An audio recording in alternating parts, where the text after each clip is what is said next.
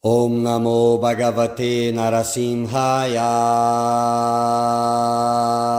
Namaste Tejase Aviravirbhava Vajranaka Vajradamshtra Karma Sayarantaya Tamo Grasa Grasa Om Swaha Abhaya Abhayatmani Burishta Om Shrom.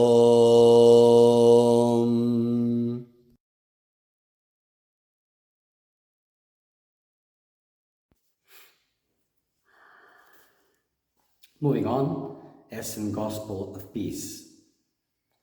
So I tell you truly, should you fail to keep but one only of all these laws, should you harm but one only of all your body members, you shall be utterly lost in your grievous sickness, and there shall be weeping and gnashing of teeth.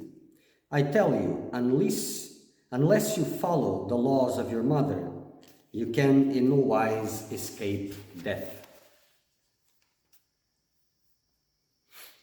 So the spiritual laws, if followed, they take you to the liberation from samsara, God realization, transcendence, immortality. He who does not follow these laws remains trapped in the wheel of samsara, having to continually go from death to rebirth continuously. So this is what it means that you can in no wise escape death, because you will be trapped in the wheel of samsara. So he who serves God dedicates himself to him, seeks him with all his strength, serves him, goes to God, and those who have not yet gone to God, who incarnate, is because in the same way they are still serving the other fellow. Continuing the gospel. And he who clings to the laws of his mother, to him shall his mother cling also. She shall heal all his plagues, and he shall never become sick. She gives him long life and protects him from all afflictions, from fire, from water, from the bite of venomous serpents. For your mother bore you, keeps life within you. She has given you her body, and none but she heals you. Happy is he who loves his mother and lies quietly in her bosom. For your mother loves you even when you turn away from her, because even while you are with your backs turned to the divine, for example, you still have the life of the body, you still have some degree of health, you still have all these things.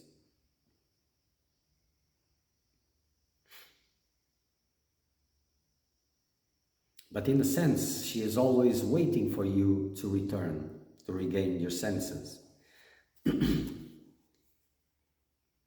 Continuing the gospel. And how much more she shall love you if you turn to her again. I tell you truly, very great is her love, greater than the greatest of mountains, deeper than the deepest seas, and those who love their mother, she never deserts them.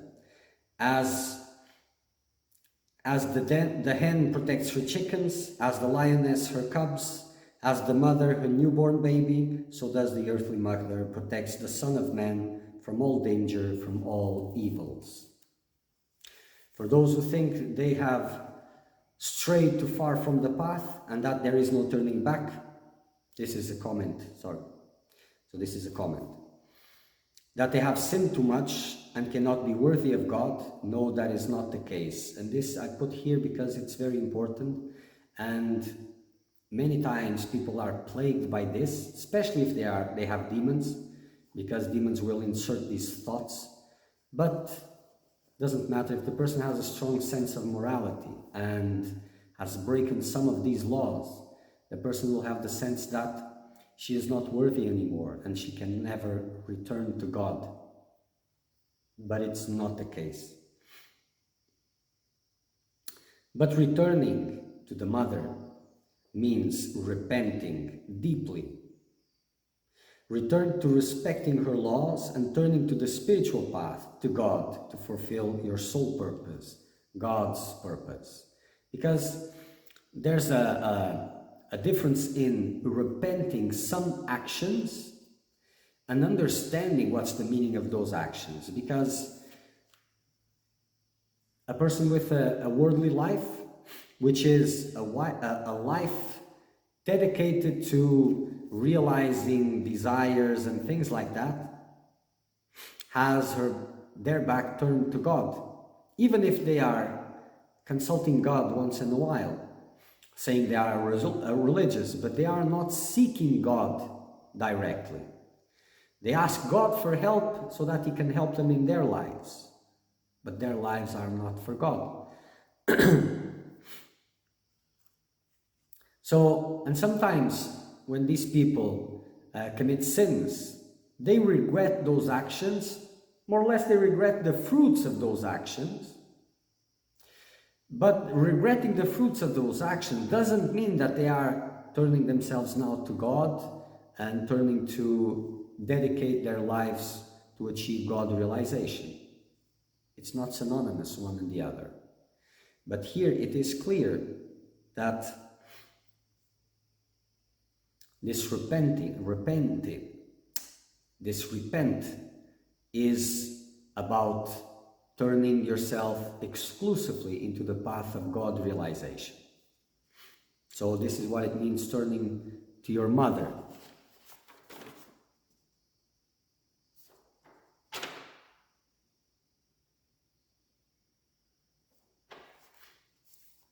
Moving on with the gospel. For I tell you truly, evils and dangers innumerable lie in wait for the sons of men. So this is where Jesus starts explaining, what is this world? What are you experiencing?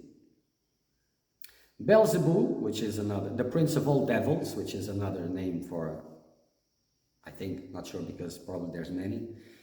The source of every evil lies in wait in the body of all the sons of man.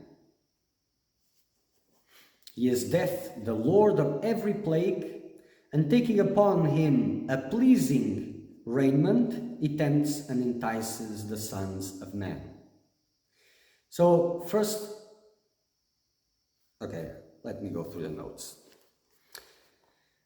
This is very important. Nothing is innocent. Either you're seeking God or you're being taken to the slaughterhouse. And that's... Each being has a divine design, a sole purpose to fulfill, which is their path to God. This life serves the purpose of getting closer to God, of serving God and His creation, of honoring the presence of God in you in the way that God designed for you. It's not, there's your spiritual path. And your spiritual path is a design made by God. Everyone has its own. And it is in your tuning with God, tuning with spiritual practices, that the design is revealed. Just as the predators wait for the defenseless, distracted prey in this world, there are also predators that wait and seduce men to prosper from them.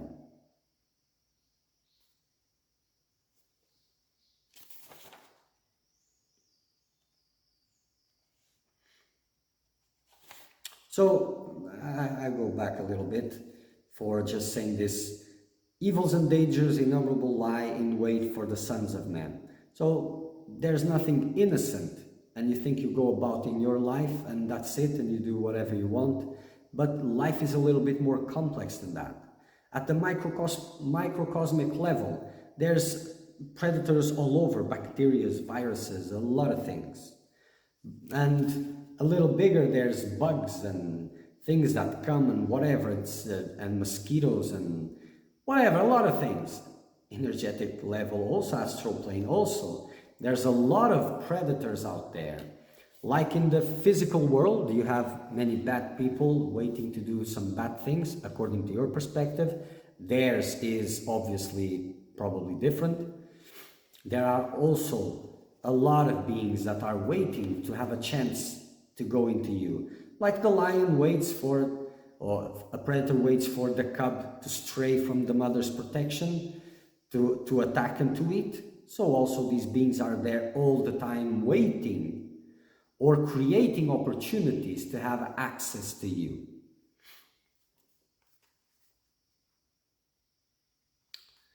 What the physical eyes can see is far below from reality. In addition to the physical existence, that is, a physical body in the physical universe, we have our subtle bodies in a subtle universe, which animates our physical body. And it is all here, whatever that means, the here.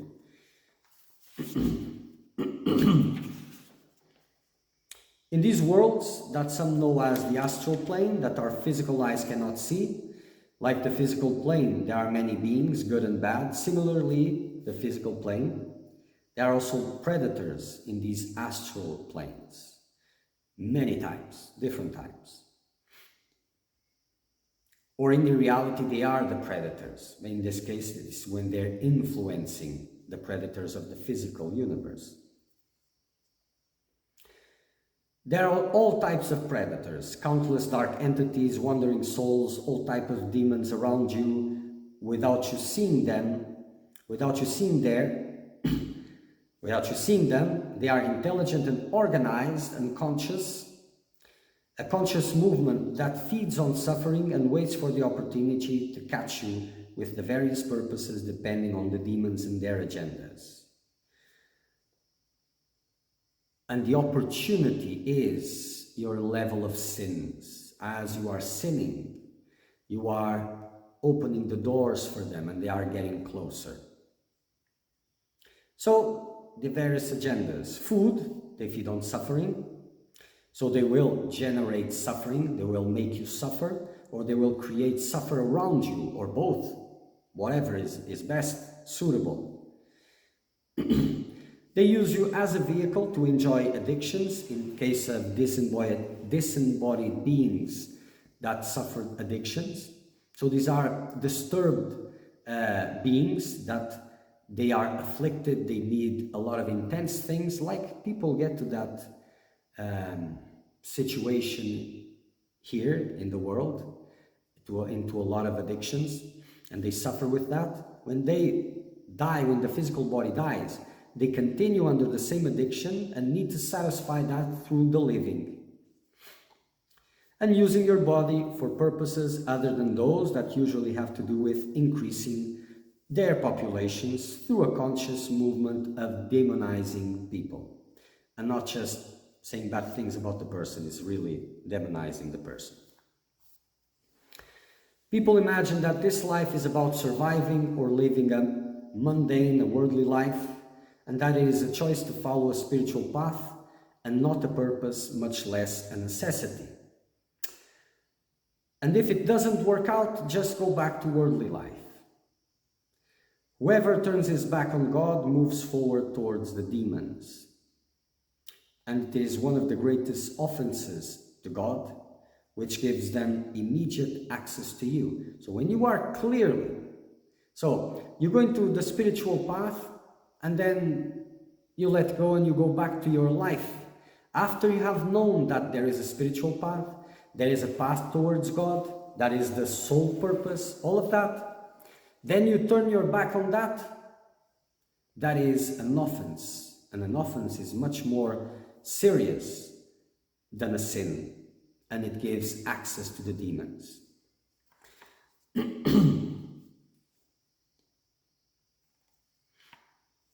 Life is spiritual, and being outside the spiritual life does not exist. Each person has a sole purpose within the design that God made for them. There's nothing apart from a spiritual life. So, if I'm not on a spiritual life, I can do all these things and that. Nah, it doesn't work like that. Those who seriously try to follow a path to God are not so much at the mercy of these predators, but they are also more targeted by these predators. And that depends on what is your sole purpose, what is your importance in the scheme of things? How can they use you, for example? So those who are more usable, they are seduced, tempted, sometimes attacked, so that they can hold you as a hostage and use you as a tool for distraction, for example. But in a way, if you hold on to your divine values, they will lose a grip over you. Then they can attack you from different ways. They can hurt you also, but just for a little bit of time, because if you are on the right track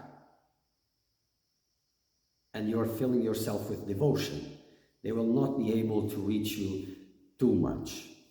But at least if they harm you in some way, they don't have access to you, and that's the most important. But if you're not, because this is just small percentage, majority has no problem with this if they are seriously on the spiritual path. There will be counterings, of course, obstacles, difficulties, but no bondage, no slavery, no access. So this is where everything happens. The growth of light through those who seek God, the saints, the sages, the enlightened ones, directly weakens or almost annihilates the power of these demons. So for them to prosper, they need to stop any real spiritual movement in any way. So it's a real war. And the war, when the war reached the level, so if you look at the world is at war. Economic war, diplomatic war, cybernetic war, all types of war.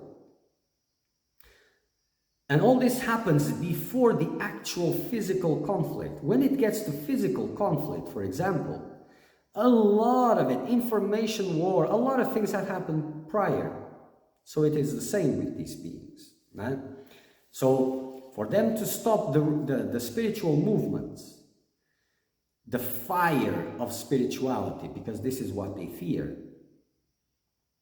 to stop that fire, they use many covert methods, unseen methods. They only go to attacks and violence and all of that as a last resource or for other reasons. But usually in these, it's more covert.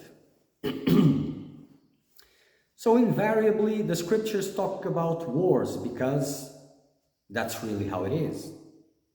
It is a war where demons use their devices to win, and strategies and a lot of things.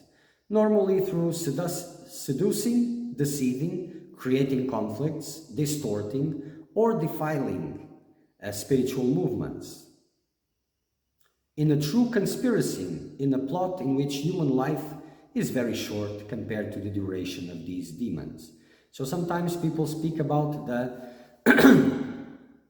conscious changes done in the world in a way to enslave mankind and all of this. Others say, oh, it's conspiracy theories because you're saying about things that started so long ago and are coming now. How can this be? How can these people? It's not people.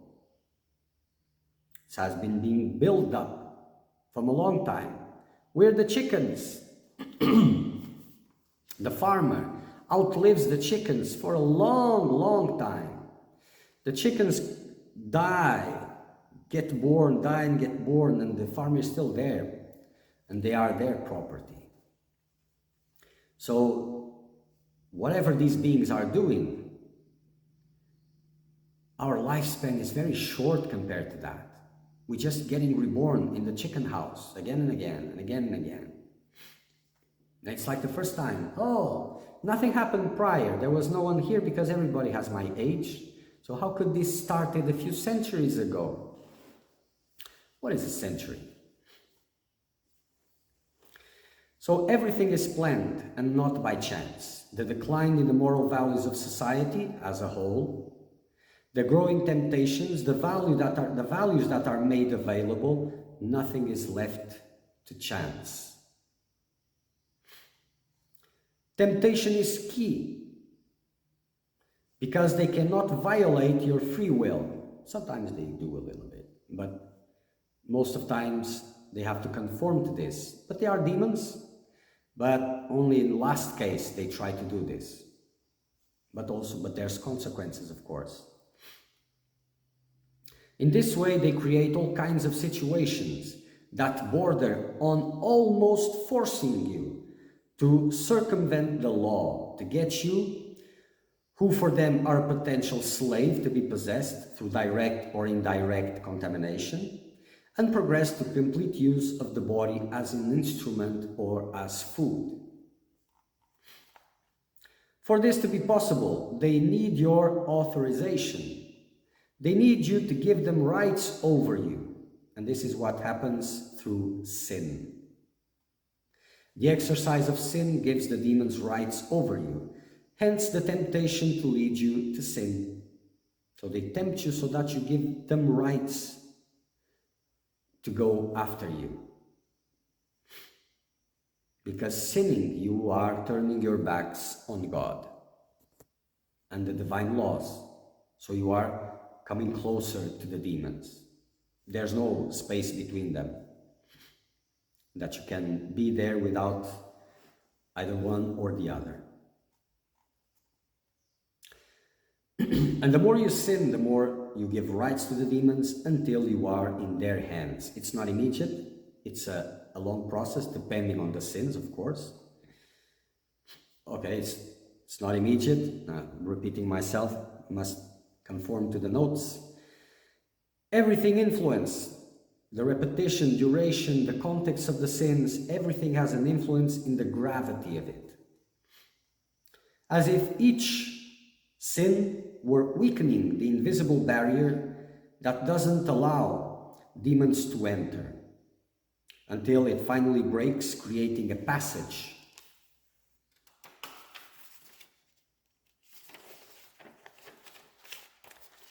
An access, that from there more accesses can be created until everything is completely taken over. Pleasant clothes, the demons, this is the expression that was there. Temptation usually comes attractive, pleasant in some way, and not ugly. The true forms are ugly of the demons, yes, but what they show,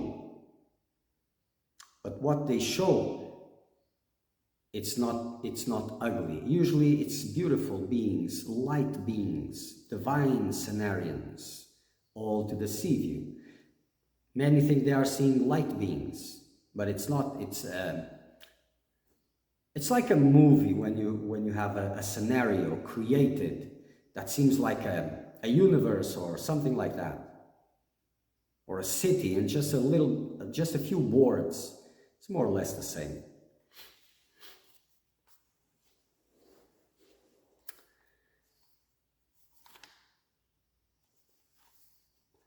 Continue with the gospel.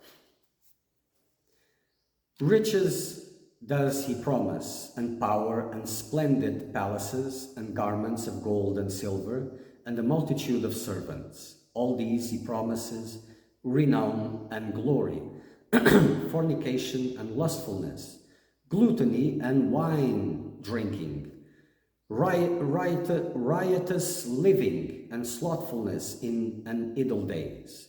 And he entices everyone by that to which their hearts is most inclined. So they use what you have there and intensify it. And in the day that the sons of men have already become the slaves of all these vanities and abominations, then in payment of these snatches from the sons of men, all those things which the earthly mother gave them so abundantly. So he will take the treasures, your treasures, that your earthly mother has given you.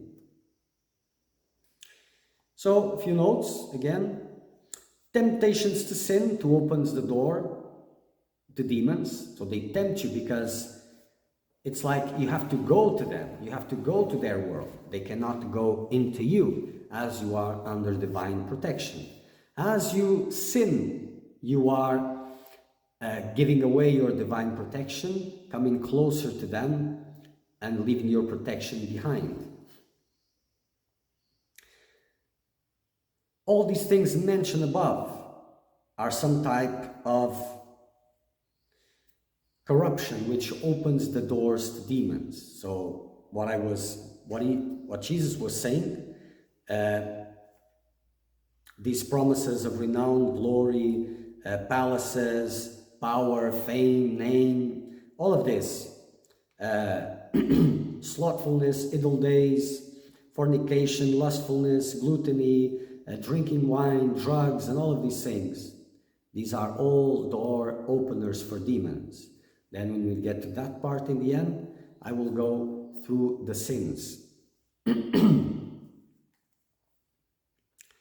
So, concupiscence. Wow, this word, I cannot read it. It's a translation of the words that are here. Sensuality, voluptuousness, lust, lasciviousness, libidination, debauchery, lubricity, erotism, concupiscence. A little better. And dissolute life, wanton, libertine, unruly. This is the meaning of these words. These are door openers for demons. They pose all kinds of temptation and people follow them according to personal predispositions. Type of self-esteem, greed, desires, whatever is there. They use it as to their advantage. Okay. Om Namo Bhagavate Narasimhaya.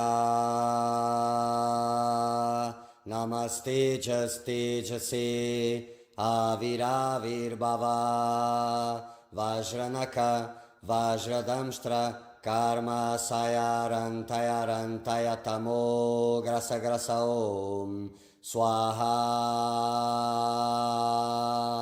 Abhaya Abhaya Atmani Burishta Om Shro